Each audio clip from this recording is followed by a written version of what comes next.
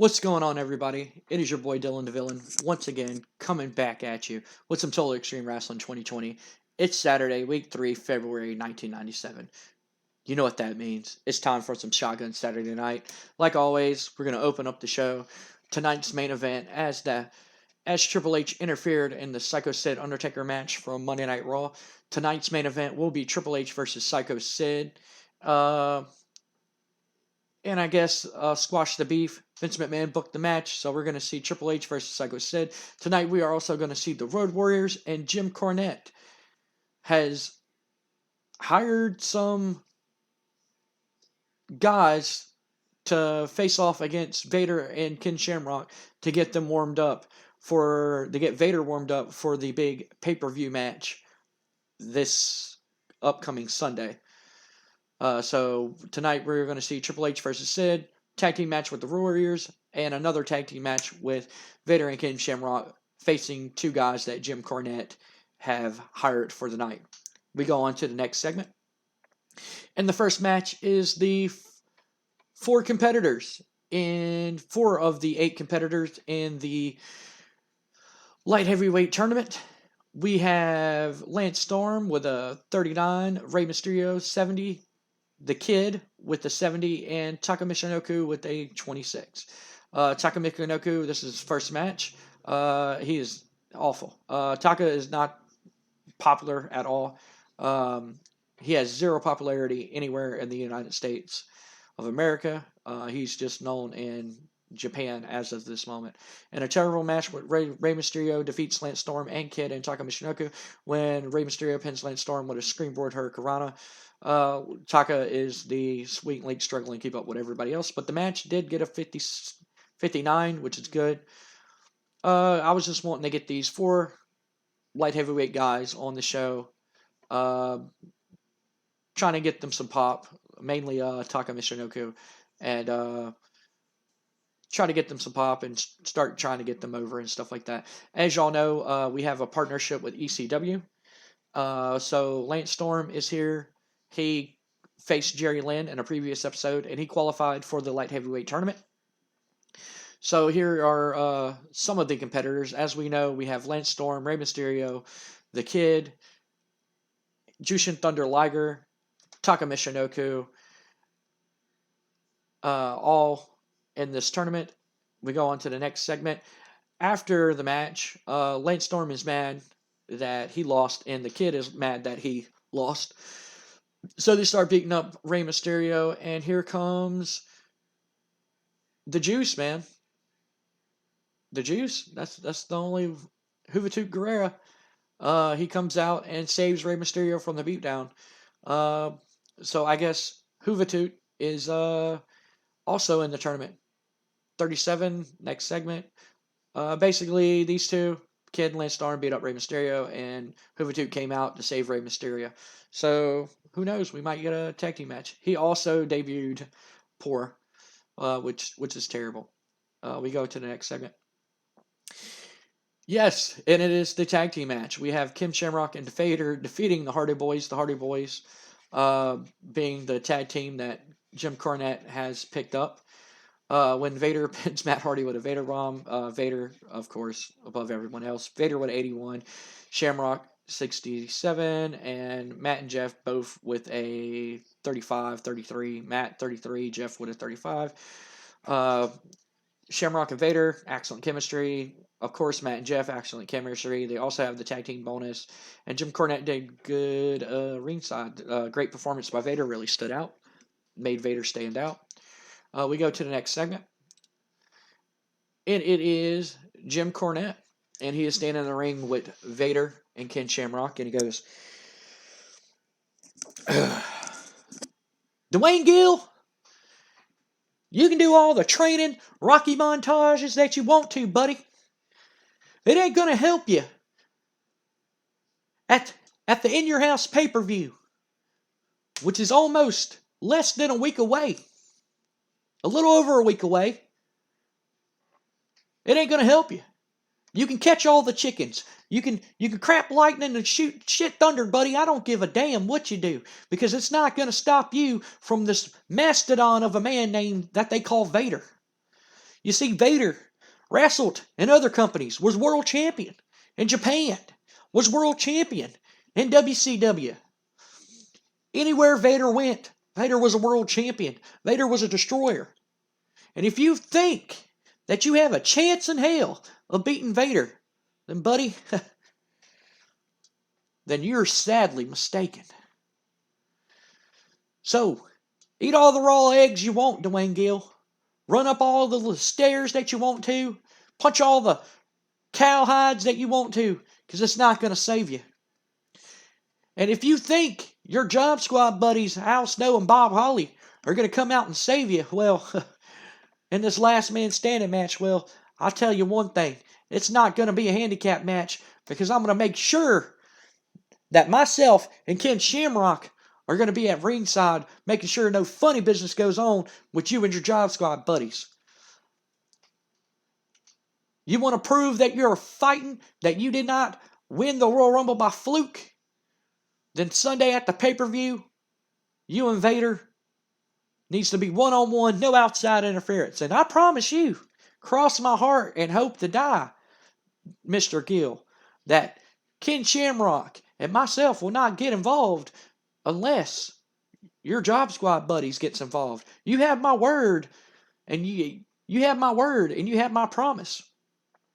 Just like my promise is that I love Sprite and a good old double bacon cheeseburger with extra cheese.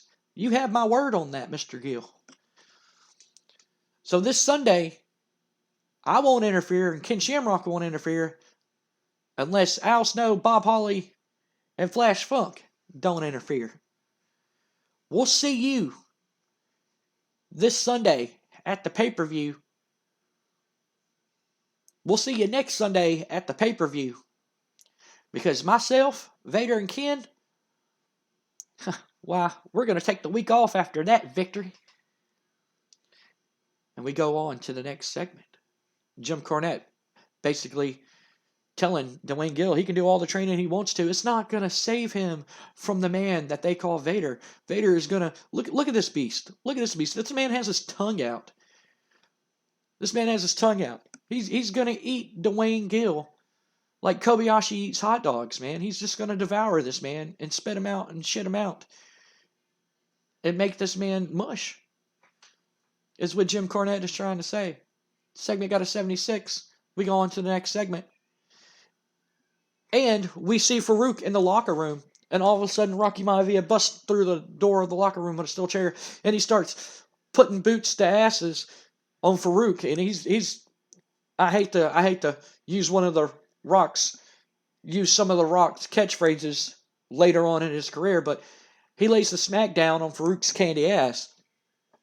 And they start brawling, and they're brawling all over the back, and security's coming in and separating them and stuff like that. But Farouk looks all banged up, and Rock's saying, I told you I was going to get your candy ass. You don't want to answer me? Then I'll bring the ass whooping to you. And we go on to the next segment. That segment got a 79. We go on to the next segment. And it is a tag team match with the Legion of Doom. Legion of Doom both with a 74. Phineas Godwin with a 45 and Henry Godwin with a 47. Road Warriors Excellent Chemistry, tag team specialist. The Godwins with a tag team specialist announcing the lifted match. Match got a 58. And of course the Legion of Doom is going to pick up the pinfall. Basically getting the Legion of Doom some momentum here as they continue to move forward in the World Wrestling Federation Tag Team Division. After the match, Vince McMahon has been seen in his office. And he gets up and he goes, after the actions of Rocky Maivia and Farouk, it seems like Rocky cannot wait to get his hands on Farouk. So, like promised, I told y'all I was going to announce the matches for next Monday for the Final Four, the Fatal 4-Way match at the In Your House pay-per-view. And I couldn't think of any two competitors to make their encounter more epic than this Monday go ahead and having the steel cage match that Rocky Maivia wanted against Farouk. And instead of at the pay-per-view, we're going to do it on Raw. And the winner goes to that Sunday's pay-per-view in the Final Four. So, gentlemen, if you have beef, it's time to squash it now, this Monday. Because after this Monday, one of y'all two will go on and be in the Fatal 4-Way match for the number one contender for the World Wrestling Federation heavyweight title. I like giving opportunities to people who never had opportunities before, and I believe both these men never competed for the WWF, the World Wrestling Federation World Heavyweight title. So, Rocky Maivia, you're a young upstart. Farouk, you've been world champion other places. Show me what both of y'all have, and don't disappoint me. Segment got a 71. Vince doing good. So, Vince just announced this Monday, we are going to have Rocky Maivia versus Farouk in a steel cage match. So the nation cannot interfere. It's just going to be Rocky and Farouk. And the winner of that match will go on to the Fatal 4-Way match. So we're going to go on to the next segment. Oh, man. That's going to be epic. We're not going to have the match at the pay-per-view. We're going to have it this Monday. Man, that's going to be epic. Next segment. Yes, we go to commercial, we come back, we seen Detective Shane Helms, and he goes in Vince McMahon's office. And Shane Helms is, like always, he's looking for clues. And he stumbles upon Vince McMahon's office. Vince McMahon goes, "What the hell? Who are you?" He goes, "Shane Helms, Private Eye. I'm here to investigate a whole bunch of supernatural occurrences that have been happening. I know that recently your wife has passed away by the hands of the Undertaker. The Undertaker's been kidnapping people, and I was hired to find where he's taking these people and who he's doing it for.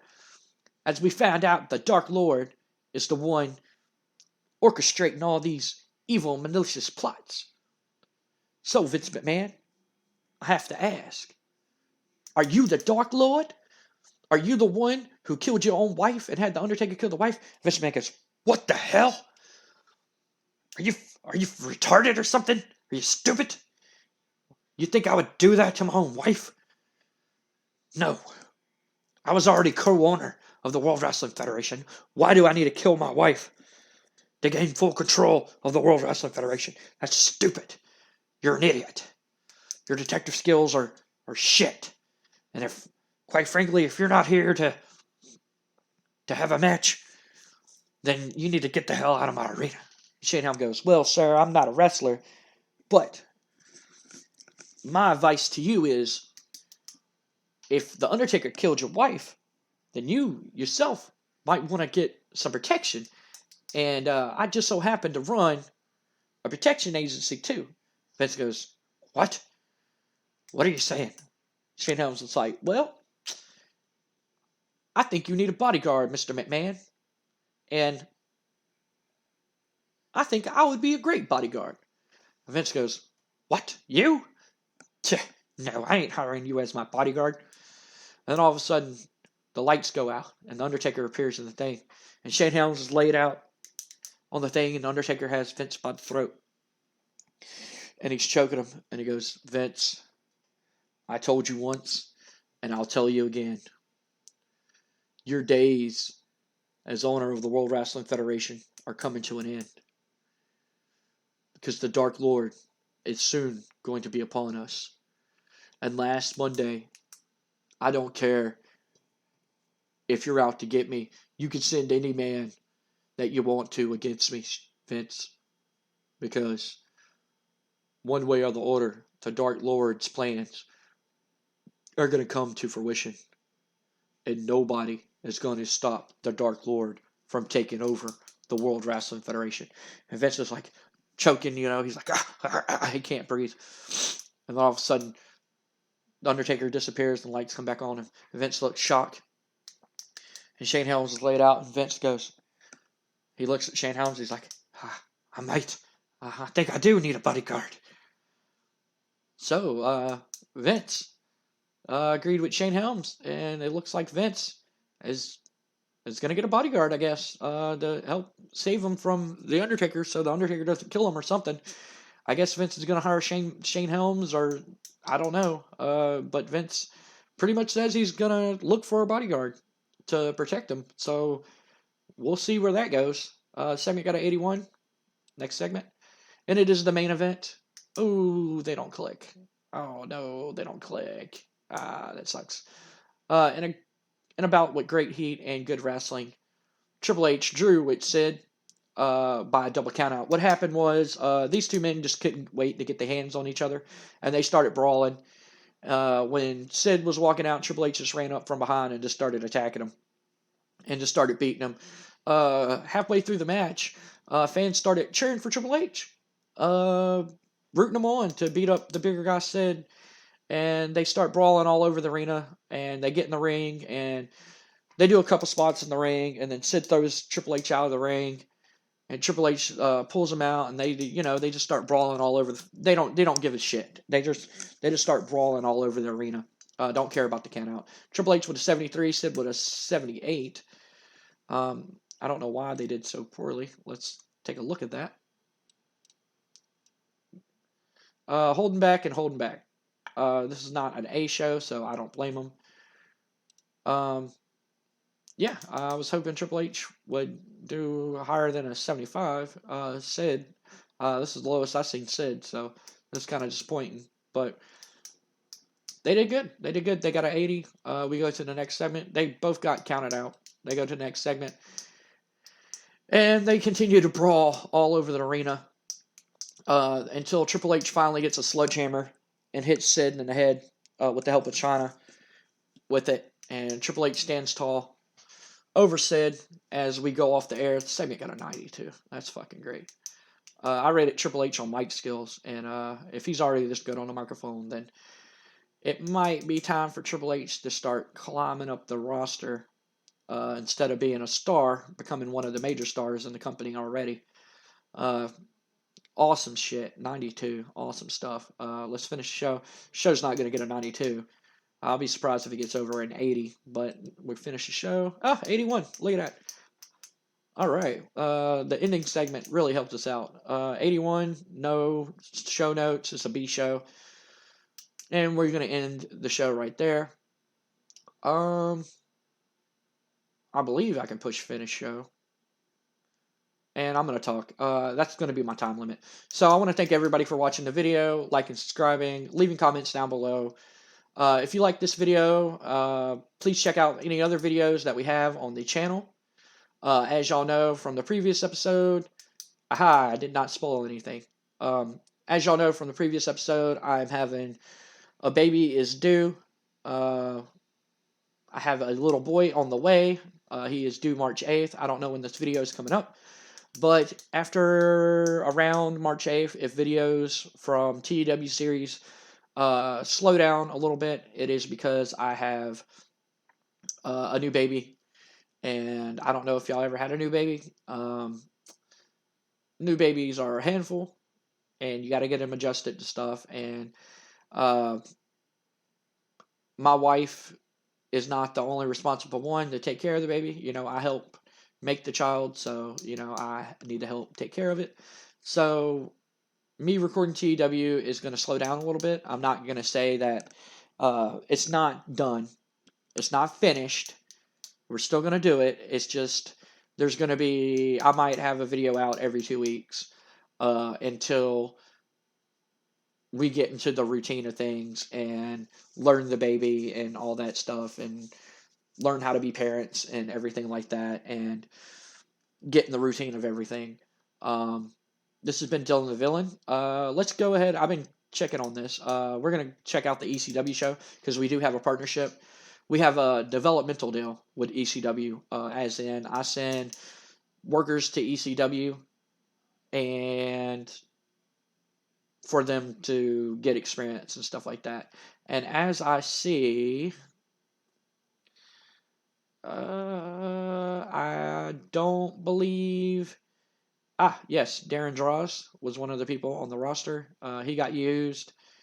And D'Lo and Val Venus both got used. So look forward to D'Lo and Val Venus, Brian Lawler, Scotty Too Holly, and Sean Stasiak. So they used our guys on the pre-show, so that's pretty cool. They're getting some pop and getting some experience, so that's all I can ask for. Until the next video, love, peace, and chicken grease. This has been DylanDaVillain. Peace out and much love. And thank y'all for liking and subscribing. Later.